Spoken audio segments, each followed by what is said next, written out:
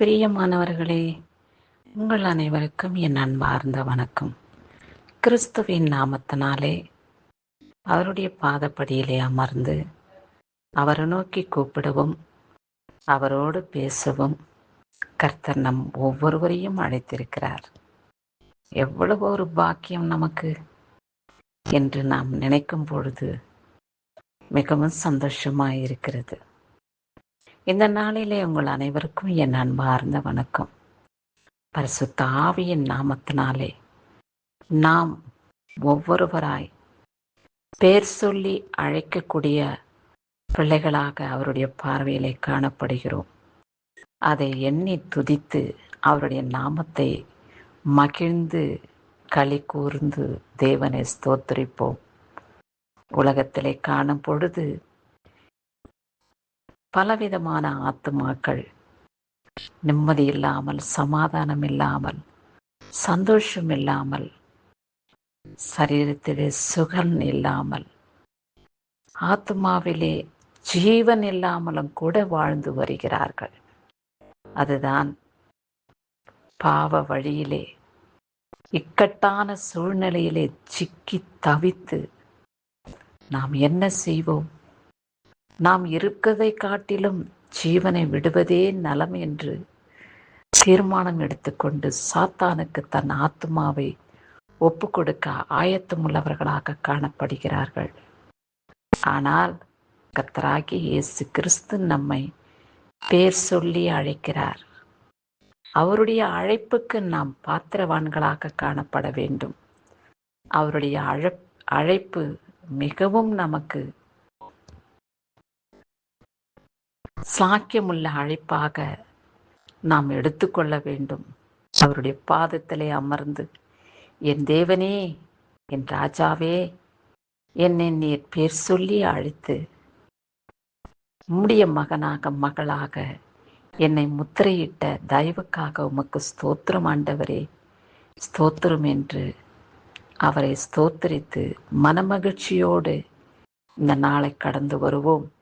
நாளுக்கு ஏற்ற நிம்மதியும் சமாதானத்தையும் பரிசுத்த ஆவியானவர் நமக்கு கொடுத்து காத்து ரட்சித்துக் கொள்வார். ஆசீர்வதிக்கவே ஆசீர்வதிக்கப்படுவாய் மகனே, மகளே என்று சொன்ன தேவன் கைவிட மாட்டார். உன்னை கை நழுவி விட மாட்டேன் என் மகளே, என் மகனே. நான் உன்னை இருக்க பற்றி கொள்வேன், உன்னை இருக்க பிடித்து கொள்வேன். என் கரங்களை பிடித்து வாழ்க்கை பயணத்திலே தொடர்ந்து வா என்று கூப்பிடுகிறவருடைய சத்தம் நமக்கு கேட்கிறதா? ஆமாம், வசனத்தின் மூலமாய் கர்த்தர் நம்மோடு பேசுகிறார். பாடல்கள் மூலமாய் நம்மோடு பேசுகிறார், நம்மோடு உறவாடுகிறார். அவரோடு கூட நாம் உறவாட ஆயத்தமுள்ளவர்களாக நிலைத்திருப்போம். இந்நாளிலே கர்த்தர் என்ன வார்த்தையை கொண்டு நம்மோடு பேசுகிறார் என்று பார்ப்போம். எரேமியா 31 வசனம், என் ஜனங்கள் நான் அளிக்கும் நன்மையினால் திருப்தியாவார்கள் என்று சொல்லப்பட்டுள்ளது. நாம் சம்பாதிக்கிறதான சம்பாதனைகள், நம் முதியோர்கள் நமக்கு வைத்து போயிருக்கிறதான சொத்துக்கள் எல்லாவற்றையும் பார்க்கிலும் அவர் நமக்கு கொடுக்கிற நன்மை திருப்தி தரக்கூடியதாயிருக்கும். எத்தனையோ ஐஸ்வர்யவான்கள் சொல்ல கேட்டிருப்பீர்கள், நிம்மதி இல்லை, சமாதானம் இல்லை, சந்தோஷம் இல்லை, எவ்வளவு சொத்துக்கள் எனக்கு இருந்தாலும் கூட அவைகளின் மீது எனக்கு திருப்தி தரக்கூடியதாக காணப்படவில்லை என்று சொல்லி நாம் கேட்டிருக்கிறோம். ஆனால் அப்பேற்பட்ட திருப்தி தராத சொத்தை கர்த்தர் நமக்கு கொடுக்கவில்லை. சுதந்திரத்தை கர்த்தர் நமக்கு கொடுக்கவில்லை. நமக்கு நம்முடைய வாழ்க்கையிலே நன்மை உண்டாகும்படியாக அவருடைய ஜனங்களாய் நம்மை தேர்ந்தெடுத்து நம்முடைய இருதயத்தையும் நம்முடைய ஆத்மாவையும் சரீரத்தையும் திருப்திப்படுத்துகிற தேவனாய் இருக்கிறார். ஆமாம், அவருடைய மகிமையிலே பிரவேசிக்கும் பொழுது, அவருடைய வல்லமையினாலே நாம் நிலைத்திருக்கும் பொழுது ஆத்ம திருப்தி நமக்கு கிடைக்கிறது. ஆத்ம திருப்தியிலே நாம் வாழும் பொழுது பரிசுத்த ஆவியானவர் நம்மோடு கூட நிலைத்திருக்கிறார் அல்லவா? அந்த மகிமையான வாழ்க்கையை பெற்றுக்கொள்ள ஆயத்தமுள்ளவர்களாக நாம் நிலைத்திருப்போம்.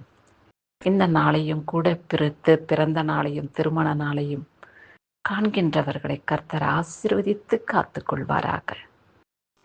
உங்களை பார்த்து கர்த்தர் பேசுகிற வார்த்தையை உணர்ந்து கொள்ளுங்கள். என் ஜனங்களே, நான் அளிக்கும் நன்மையினால் திருப்தியாயிருங்கள் என்று சொல்லி இருக்கிறார்.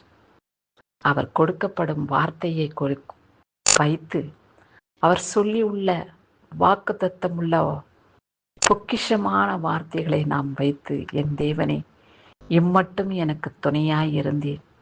பிறந்த நாளையும் திருமண நாளையும் காணத்தக்க பாக்கியத்தை தந்தருளினீர். என்னையும் என் குடும்பத்தையும் இந்நாளிலே சந்தோஷமான நாளாக, மனமகிழ்ச்சியின் நாளாக மாற்றியிருக்கிறீர். உமக்கு ஸ்தோத்திரம்.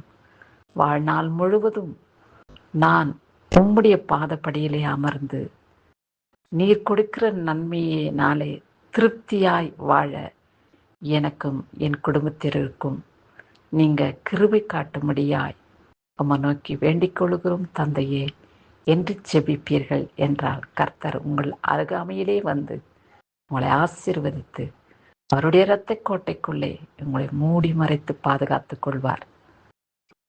ஆமேன். கிறிஸ்துவுக்கே சதா காலங்களிலும் மகிமை உண்டாகட்டும்.